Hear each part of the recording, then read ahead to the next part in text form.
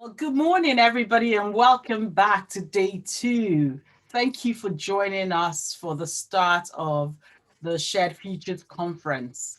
Really pleased to be here with you, and I hope you enjoyed it yesterday as much as I did.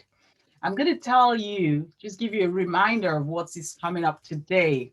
But first of all, can I just say a huge congratulations to those of you who've really been participating on the Hoover app.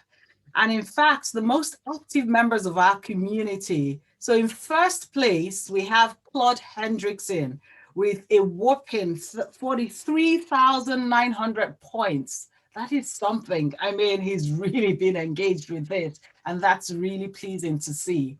In second place, we have Mama Silla with 34,900 points.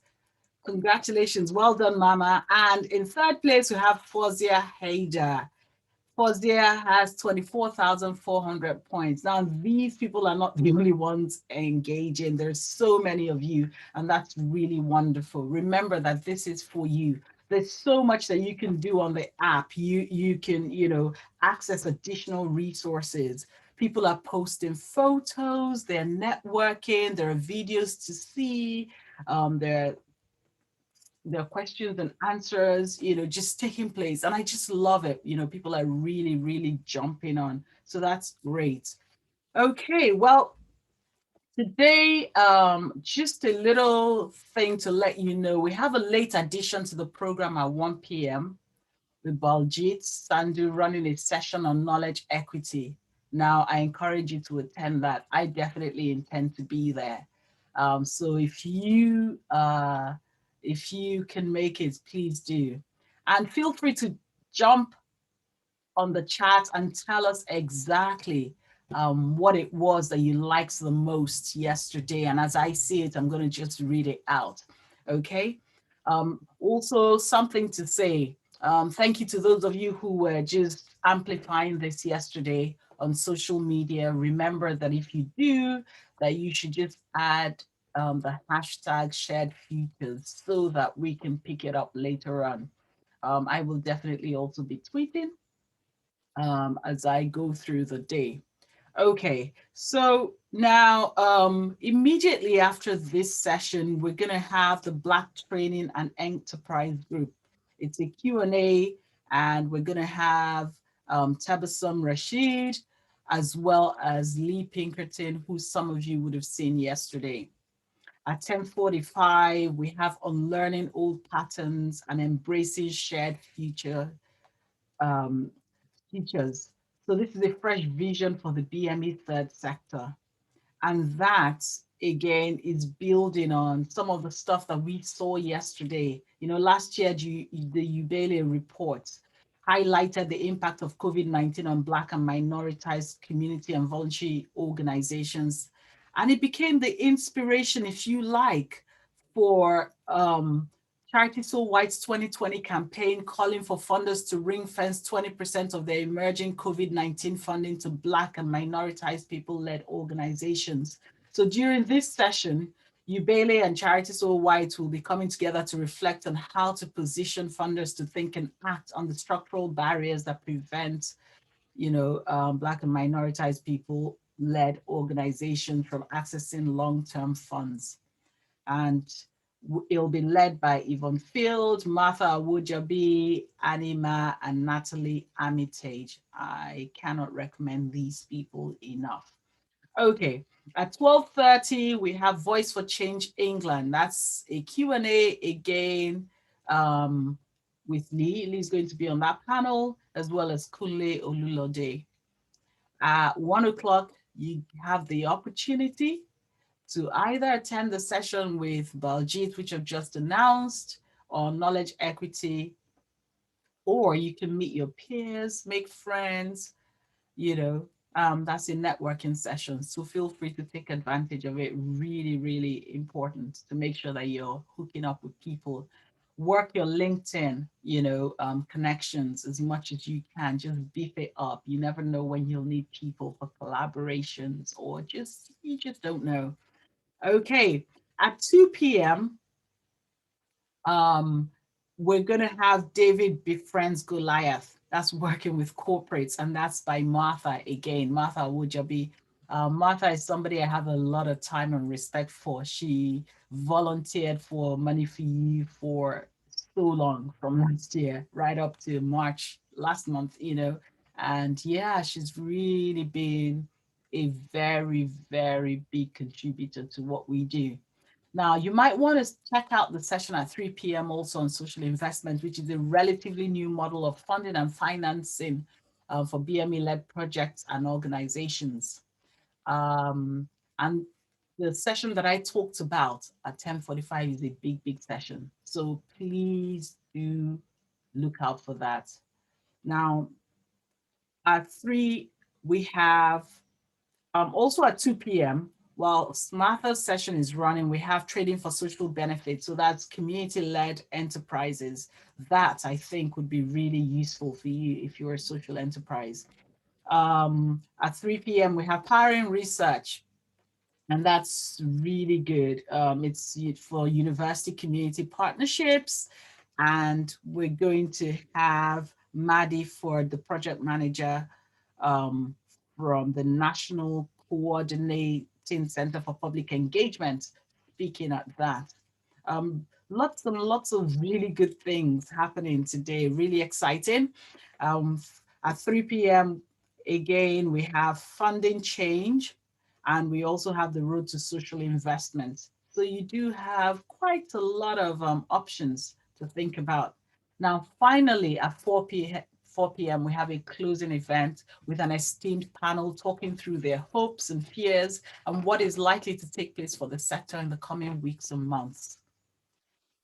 I don't know about you, but it's really important to kind of pause and reflect and think. Because so much has happened in the last year and continues to happen. But do you think that the Black Lives Matter and COVID movements, which have created a new openness and flexibility on behalf of funders, will die away? Or are there signs of permanent change? These are some of the things that, our panelists are going to be talking about and picking up. And I tell you, honestly, yesterday the panel session was absolutely fantastic. Absolutely. I mean, I thoroughly enjoyed it. But beyond that, even, I mean, I think if you were there, there's some things that have still stuck with me, which I've been reflecting on over the last 24 hours. You know, we had David. Well, there were two Davids on the call, but it was David Bryan's call for us to get stronger by getting bigger that I think really struck home. We need to build it towards a critical mass with greater influence and significance. Our voices need to get louder, but they need to be voices that are influential so that key institutions can listen to us. And usually that also is accompanied with a mass movement. That's the one thing that people cannot ignore: numbers and money.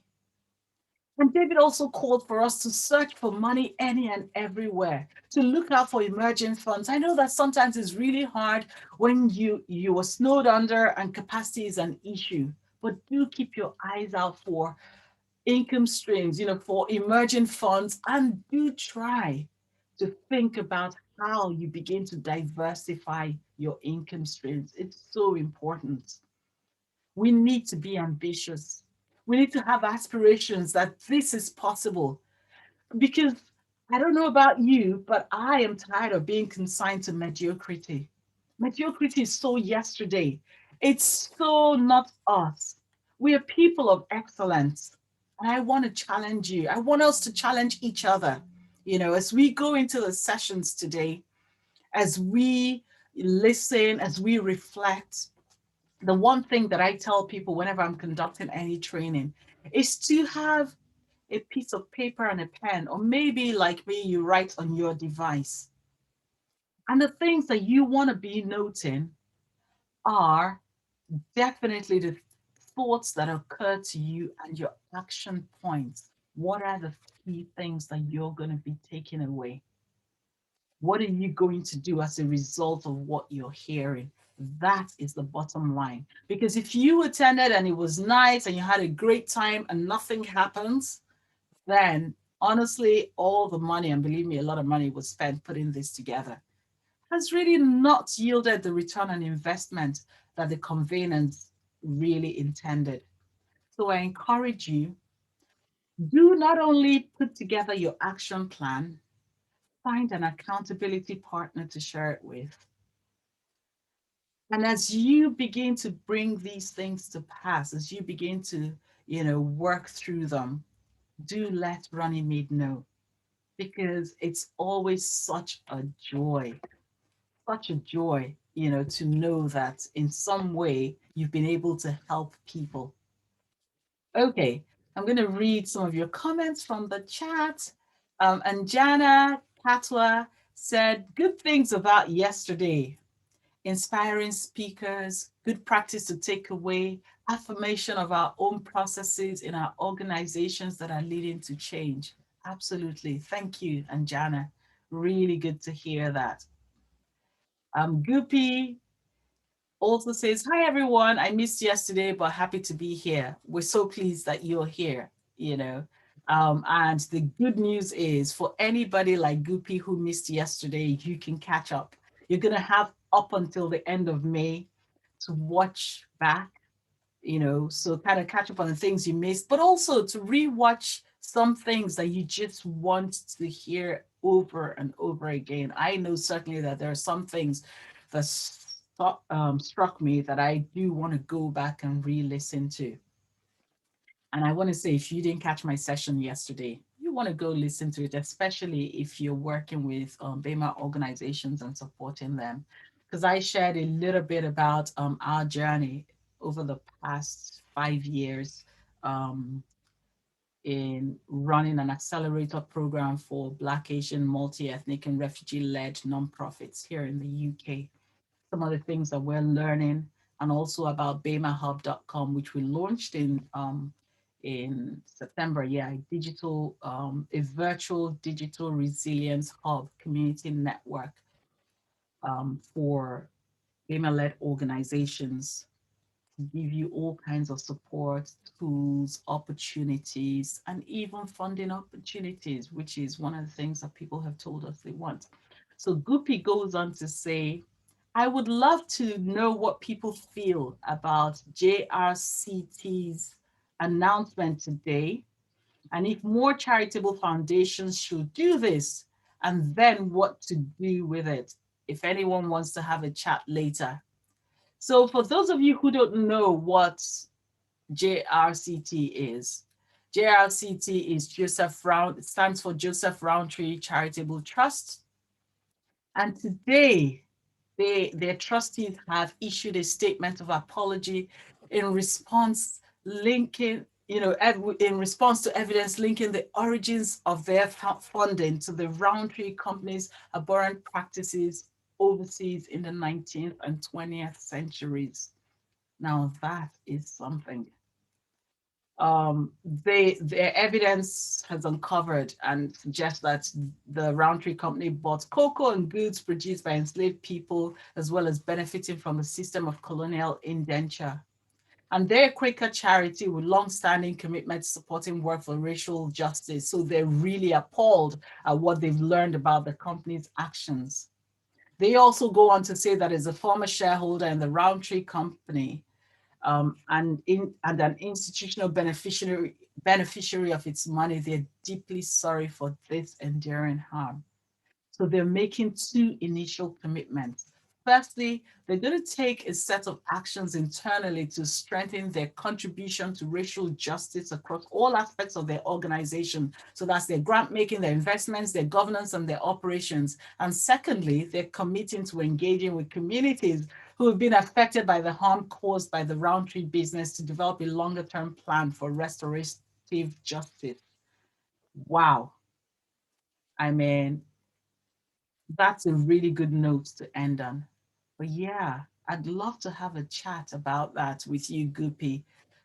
So thank you, everybody, and enjoy the rest of the sessions today. See you later.